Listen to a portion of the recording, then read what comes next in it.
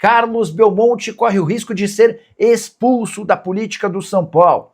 Diretor de futebol do Tricolor durante a maior parte da gestão Júlio Casares tem sido extremamente criticado, porque no ano passado, à frente do departamento de futebol, o Belmonte estourou o orçamento em 157 milhões de reais. O Tricolor havia previsto gastos com o departamento de futebol na ordem de 530 milhões de reais. O balanço financeiro apresentado recentemente, referente ao ano passado, apontou que Belmonte e companhia gastaram no futebol 687 milhões de reais.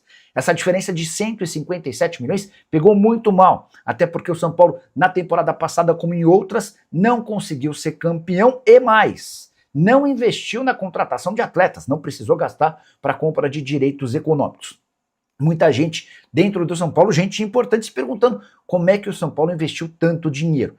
Já há, inclusive, uma tentativa de abertura de sindicância para entender os movimentos feitos por Carlos Belmonte e também por Rui Costa, diretor executivo de futebol, que permaneceu mesmo depois da saída do Belmonte e do Júlio Casares. O São Paulo só não teve números piores porque a arrecadação em 2025 foi muito boa, acima de qualquer expectativa. Pela primeira vez em sua história, o São Paulo arrecadou mais de 1 bilhão de reais, o que permitiu um superávit e também a redução das dívidas.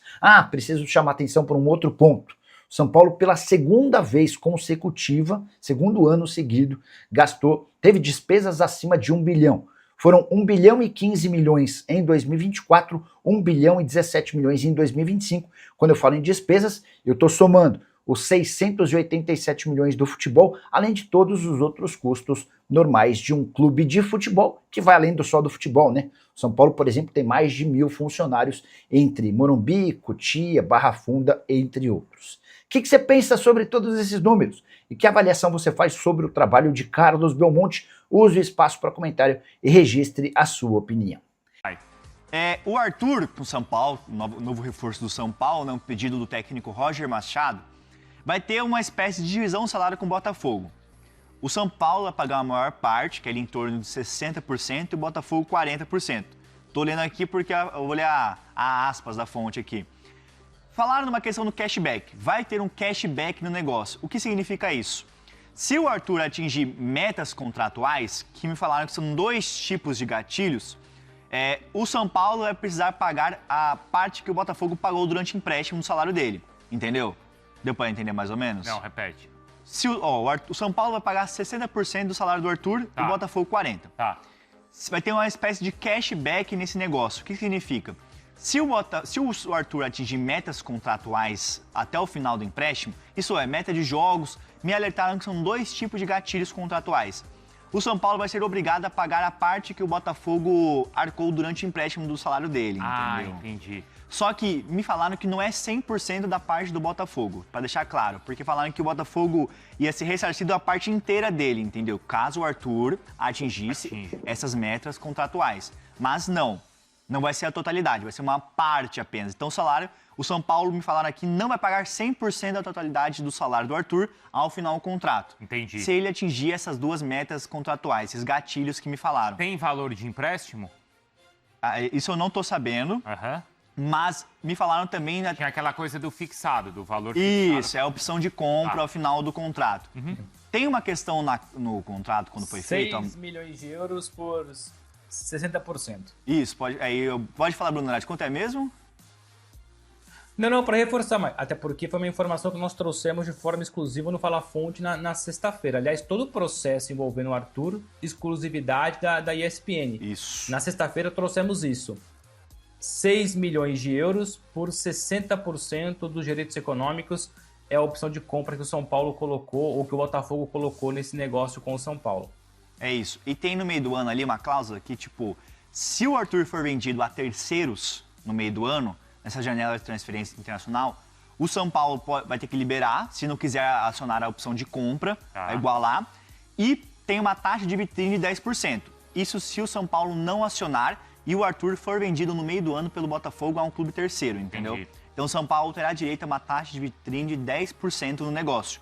Então só explicando como foi amarrado esse empréstimo, São Paulo não vai pagar a totalidade do salário do Arthur, isso se ele atingir esses 2 gatilhos contratuais. 60% que o São Paulo vai 60% e vai ter um cashback, mas só explicando como foi essa história, para não parecer que o São Paulo vai pagar tudo sobre o Arthur. Não, só detalhando tintim por tintim como é a resenha aí. Então, assim, paga 60%, o Botafogo paga 40%. Se Isso. atingir essa meta, Isso. aí o São Paulo devolve parte desse percentual pro Botafogo. Exatamente, não vai ser o percentual inteiro, o Botafogo vai pagar uma parte. Do que o Botafogo pagou, então, nesses meses. Se for vendido no meio do ano, o São Paulo tem 10% de uma taxa de vitrine. Perfeito. E o empréstimo até o final do ano. É isso, não tem aquela cláusula que foi especulada, até o Hernan trouxe aqui, que poderia cair com o negócio. Até o Bruno Andrade pode explicar melhor, que era uma questão do futebol do Oriente Médio, do Catar, que se chegasse uma proposta do Catar, o Arthur teria que ser vendido de imediato.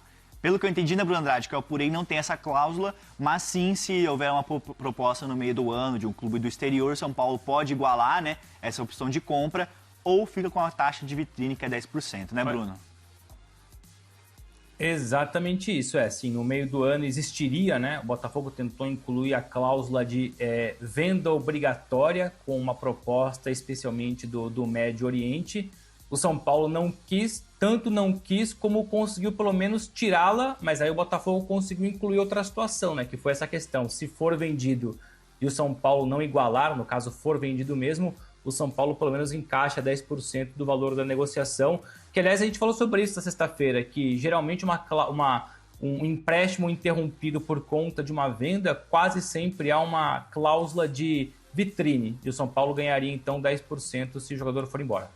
Gabriel, para não dizer que não falamos de flores, temos Arthur no São Paulo, aos 52 do segundo tempo, Arthur veio para o São Paulo, né? Mais um jogador que sai do Botafogo para poder desfalcar. O Botafogo era reserva lá, ok? Mas mais uma peça que deixa o Botafogo bom para o São Paulo, né, Gabriel?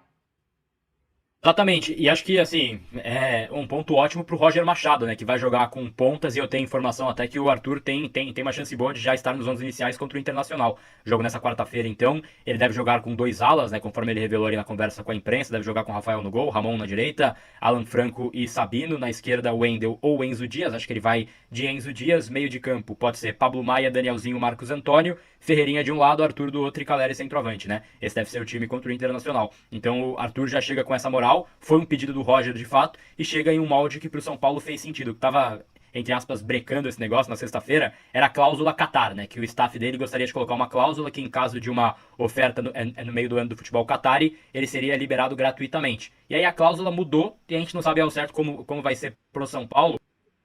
O ano tem uma oferta, o São Paulo tem uma prioridade de compra em 6 milhões de euros, que é um valor alto para que o São Paulo pode pagar hoje, mas caso ele jogue muito bem esses 18 jogos, né, esse tiro curto, São Paulo pode exercer essa cláusula, né? Então ele tem pouco tempo, entre aspas, para mostrar aí o seu bom futebol para que justifique o São Paulo querer pagar esse valor. E aí tem um certo cashback nesse contrato também, Fabíola, que acho que só vale explicar também bem rápido pro público, porque é 60-40 esse contrato, né? Então tem então 40% por parte do Botafogo dos seus vencimentos mensais e 60% do São Paulo. Mas caso ele cumpra uma meta de jogos, que é uma meta considerada elevada, o São Paulo paga parte desse salário de volta para o Botafogo. Quer dizer, então caso ele cumpra esse número de jogos dentro do Botafogo nesse período de empréstimo, o São Paulo paga de volta.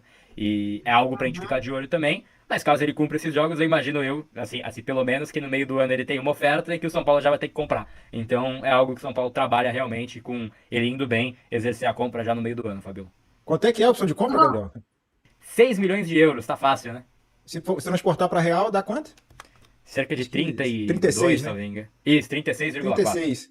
36, 35 é quanto o Botafogo está devendo para o Zenit da compra do Arthur ao Zenit. E já está no transfer ban, se não pagar. Então, vocês entenderam o contexto do Botafogo em termos de negociações de mercados e dívidas. Só para aproveitar o embalo e refazer a lembrança. Não, excelente.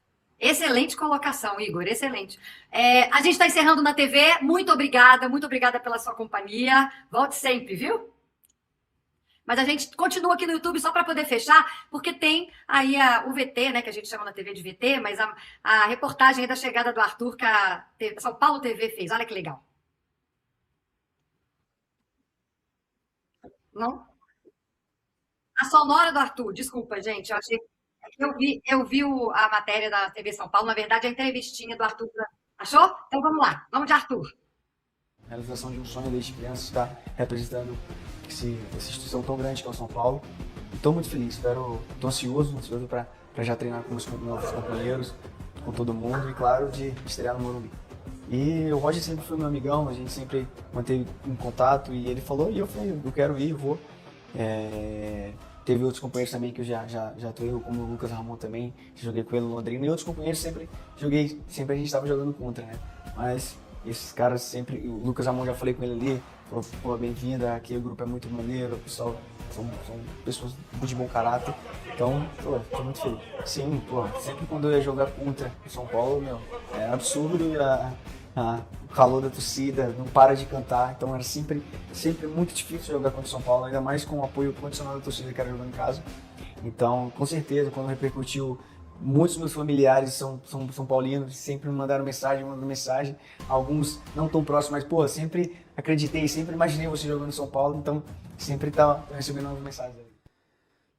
Legal, legal demais. O Arthur, 28 anos, teve o grande momento dele aqui no Brasil, especialmente no Bragantino, né, Igor? E Roger Machado confidenciou a Gabriel Sá, porque eu sei que Gabriel é chegado no Roger, e Roger falou que quer jogar com... Gabriel Sá e Roger, tão junto. E Roger disse que quer jogar com os pontas, então chegou, Igor, chegou mais um ponto aí pro Roger Machado. Um bom momento. Um bom momento, ainda mais com as costelas quebradas do Lucas, né, coitado? O Lucas não tá conseguindo nem deitar no sofá direito, lá todo duro por causa da lesão lá, vai ficar uns 2 meses fora, acho que é essa a conta, né, Gabriel?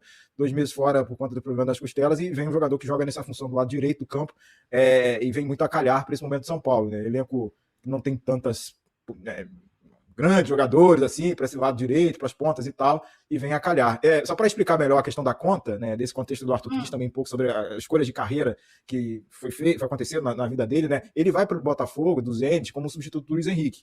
Então o Botafogo paga 10 milhões de euros dele. E das parcelas que o Botafogo tem que pagar, não pagou nenhuma, foram 3 parcelas atrasadas, o Zenit joga o Botafogo na FIFA, tem uma decisão já da FIFA que condena o Botafogo a pagar como se precisasse. Está condenado a pagar o que ele deve. E aí então são 5,8 milhões de euros, dá quase basicamente esse valor aí, com juros, correção, então arredondando 6 milhões de euros, que é a opção de compra que o Gabriel mencionou, tá aí na casa dos 35, 36 milhões de reais. O Botafogo tinha a partir, né, da semana passada, anterior, né, da decisão do Comitê da FIFA sobre isso, 45 dias para exercer esse pagamento, então vai que o Arthur Cabral já joga um monte de jogo aí, bate a meta, os caras exercem a compra, o dinheiro vem. Vai ver que pode ser a solução também para muita gente aí. Para o próprio Arthur, porque estava na reserva aqui, no Botafogo, para o São Paulo, um jogador interessante nesse momento de falta do Lucas, e para o Botafogo se pegar algum dinheiro lá para ajudar nesse momento difícil. E aí fica 0-0, né? A compra aí, se o São Paulo exercer o poder de compra. Gabriel, só para fechar, que a gente tem que ir embora, o Galo e o Santos também queriam o Arthur? Você que sabe de tudo? Eu tive a informação do Santos. O Galo até teve uma especulação, mas não foi confirmado nem pelo staff do Arthur e nem pelo próprio São Paulo, que estava de olho na movimentação. Foi algo muito em cima do lance mesmo. Já era algo assim, eu soube, pelo menos, Fabiola, e aí conversando com pessoas do clube, que estiveram reunidos desde as 6 horas da manhã para conseguir fechar esse negócio, né? Então, teve uma reunião às 6 horas da manhã para tentar conversar ali com o staff, e aí, em dado momento da tarde, quando a gente estava fazendo nosso querido de primeira, 2, 3 horas da tarde, a informação era, não vai rolar, porque a cláusula vai derrubar o negócio. E aí na parte da tarde ali uma conversa em cima da hora e foi realmente no laço, né? Foi realmente ali, acho que fechou o negócio por volta das 7, 8 horas da noite e tinha até meia-noite para que fosse feito envio de documentação. Então tudo muito em cima da hora, mas deu certo pro Arthur chegar. Ele desembarcou no sábado, 9 horas da manhã e pôde já integrar o time do São Paulo. E o Roger pediu muito, o Arthur. Gostaria mesmo de ter essa característica. Ele que não tem muitos pontas, né, pra forma que ele quer jogar, tem apenas o Ferreirinha, o Luca que tá na seleção de base. Testa ali jovens da base, TT, que era até cotado a sair jogando contra o Internacional. Acho que com a chegada do Arthur, ganha um banco ali o TT e não precisa fazer um teste tão urgente para esse jogo, né? Fala pessoal, estamos aí com atualizações importantes do São Paulo. Se inscreva e ative o sininho para receber mais atualizações do Tricolor. Deixe seu like, que é muito importante para o crescimento do canal. Utilize o espaço aqui embaixo para registrar sua opinião. Ficamos por aqui com mais esse giro de notícias. Um abraço e até o próximo vídeo.